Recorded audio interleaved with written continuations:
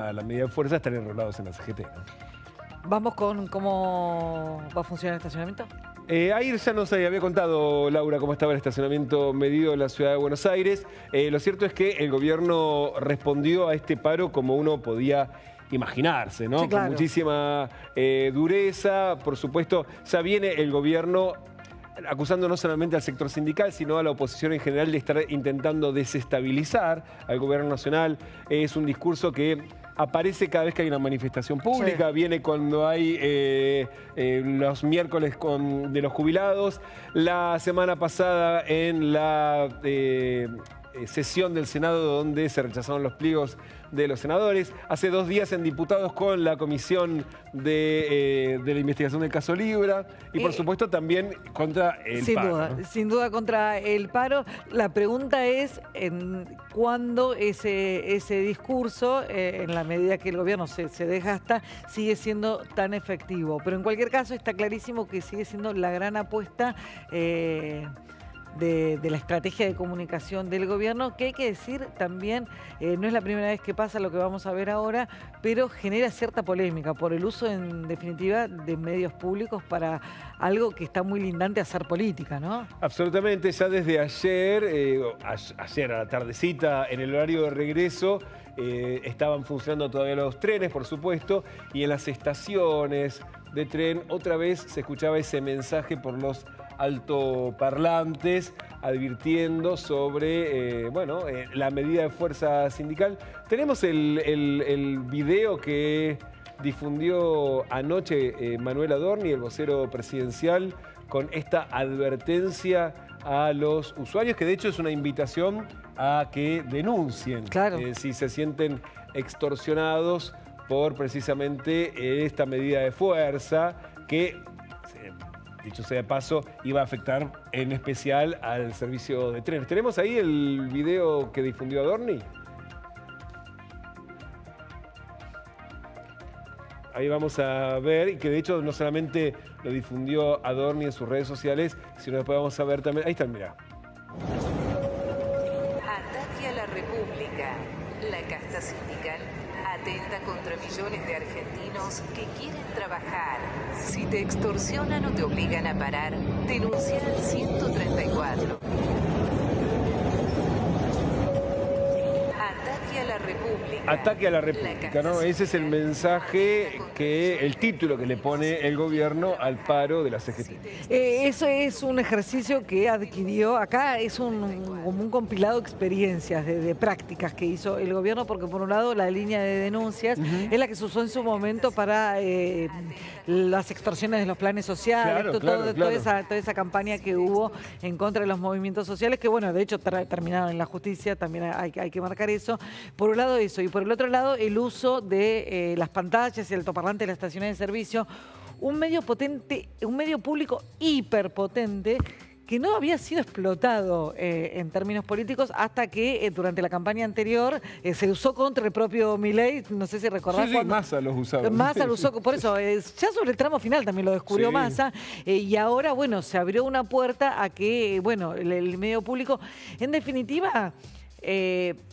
comunicar, si te extorsionan, si no quieren que vayas a trabajar, denunciar. Hasta ese mensaje uno diría, bueno, está bien, es un servicio del Estado, si querés.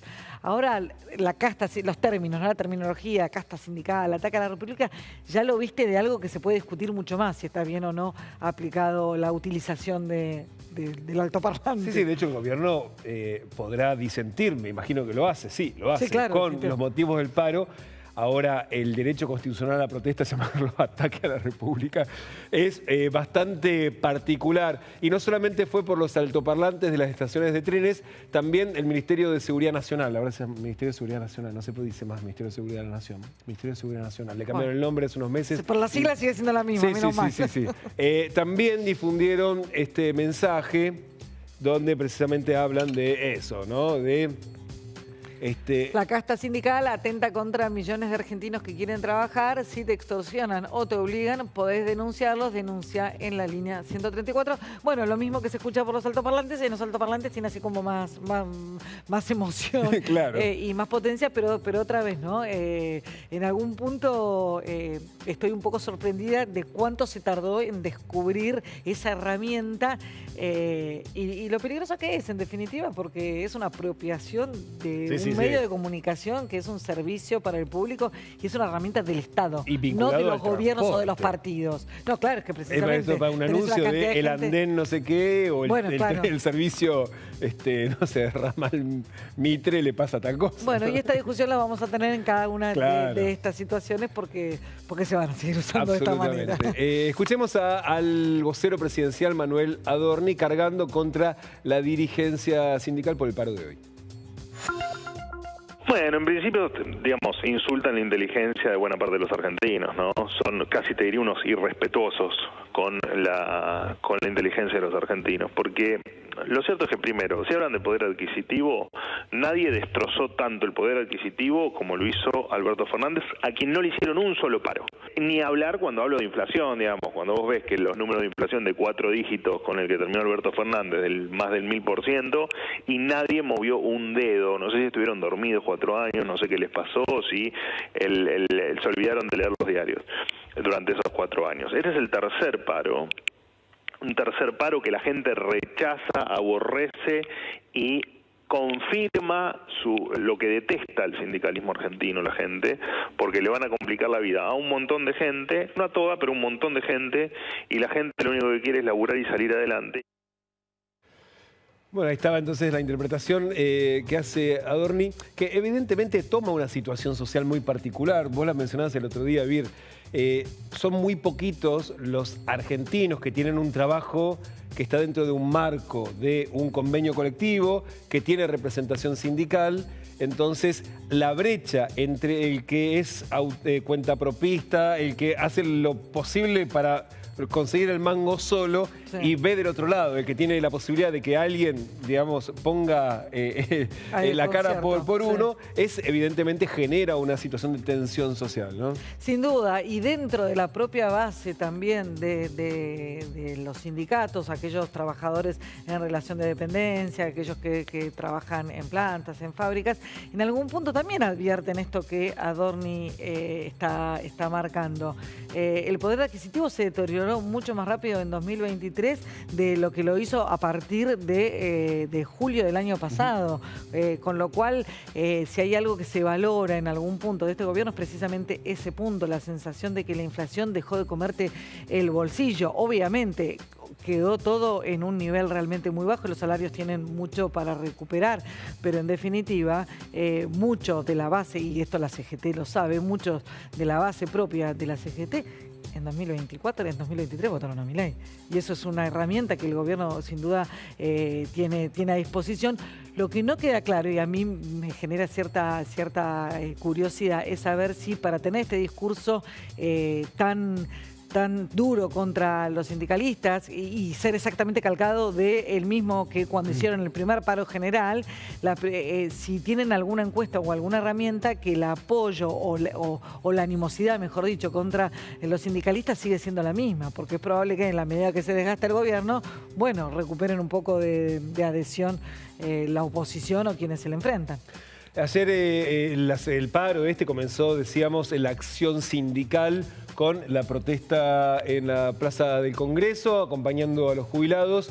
Se movilizaron varios gremios, en particular los movilizaron más, y se notaba en la plaza, los gremios más de izquierda, también los de las dos CTA. Hubo algunos representantes, sí, en especial de la UOM. Hay un sector de la UOM que está en plena tensión con la patronal, con los empresarios, porque no logran desde hace 8 meses agarrar una paritaria. Hay otro sector que sí, entonces claro, ahí también se nota lo que vos decías, los que quieren parar y los que no quieren parar. Sí. Y también había unos pocos de la UOCRA, hay que decirlo, hubo de la UOCRA, más allá de que Gerardo Martínez no apareció en ninguna de las conferencias y no tenía ganas de parar. No. Pero lo cierto es que ayer hubo movimiento de la CGT y Héctor Daer, que en este contexto dijo que no va a ir a buscar la reelección en la CGT. Raro, en el contexto de un paro general, decir que no va a buscar la reelección. Decir, muchachos, yo me corro. Claro, sí. podría haber esperado un par de días. Absolutamente, defendiendo, por supuesto, la decisión de realizar un paro de 24 horas el día de hoy. El gobierno tiene una dicotomía importante, deja libre los precios y pisa los salarios. Entonces, en lo sistemático es donde lo único que le cierra a este modelo económico es la caída de los ingresos. Y en el caso de los jubilados y jubiladas, es los sectores más vulnerables de nuestra sociedad. Empieza a socavarse el sustento social de una sociedad cuando vos ves que el dinero en sectores vulnerables cada vez es menos, alcanza menos, ¿no? Y es más costoso la posibilidad de sobrevivir. El peronismo siempre tiene salida, quédate tranquilo. Bueno, acá hay contradicciones en el discurso o contrastes con la realidad. Hay un punto en lo que dice Daer que tiene algo de sustento y en algún punto tiene que ver con esto de el gobierno pisa los salarios.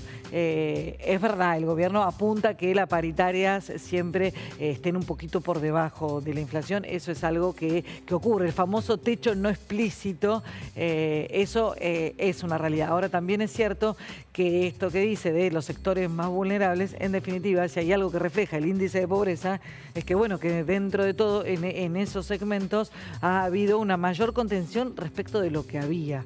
O sea,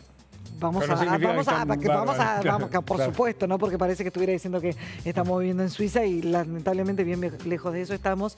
Pero bueno, hay ahí un equilibrio muy difícil para la CGT a la hora de justificar por ese lado el paro.